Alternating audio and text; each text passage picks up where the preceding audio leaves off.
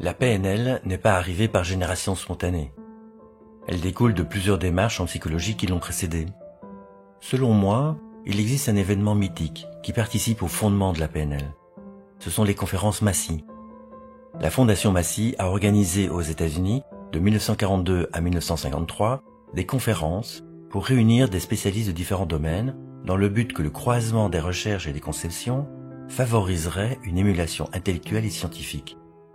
S'y sont succédés Milton Erickson, le père des thérapies brèves, Gregory Bateson, le père de l'analyse systémique, Arturo Rosenbluth, Norbert Wiener, Warren McCulloch, considérés comme les pères de la cybernétique et qui ont présenté la notion de feedback.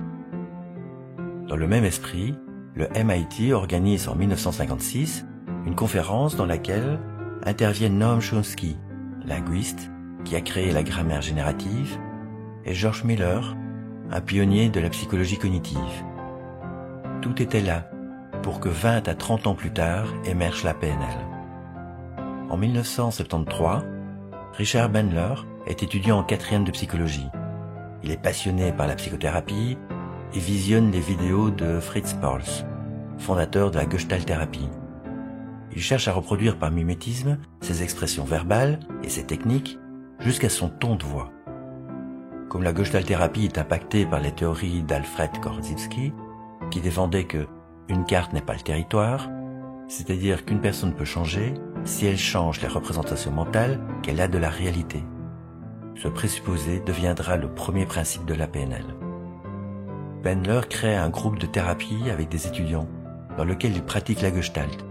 Mais comme il a du mal à expliquer aux autres comment il procède, il demande à John Grinder, professeur de linguistique dans cette université, de venir l'observer pour le modéliser, c'est-à-dire décrire ce qu'il fait.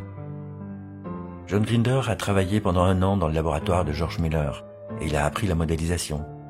Il est de plus passionné par la théorie linguistique de Noam Chomsky et sur cette base, il crée le métamodèle, le premier outil de PNL, qui est une technique verbale de questionnement.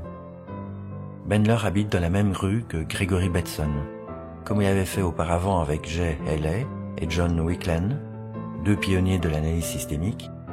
Bateson donne à Bandler et Grinder une lettre de recommandation pour rencontrer Milton Erickson, chez qui les cofondateurs de la PNL ont modélisé plusieurs protocoles. Ils ont ensuite modélisé Virginia Satir, systémicienne et première directrice d'Esalen, qui est un centre d'expérimentation et de formation pour les psychothérapies humanistes. De ces modélisations de Perls, Erickson et Satir, la PNL s'est enrichie d'un certain nombre de protocoles, comme le recadrage en 6 pas, le changement d'histoire de vie, la dissociation, mais surtout de l'approche humaniste venant à l'origine de Carl Rogers, c'est-à-dire centré sur la personne, avec un regard sur l'autre, positif et inconditionnel. Ils ont aussi intégré la technique de l'ancrage, qui est une conception comportementaliste. En 1969, la cybernétique a permis de poser une fusée sur la Lune. À l'époque, tout le monde s'y intéressait, Bandler aussi. La cybernétique cherche à modéliser les stratégies cognitives d'une personne pour l'apprendre à un ordinateur, ce qu'on appelle les modèles experts.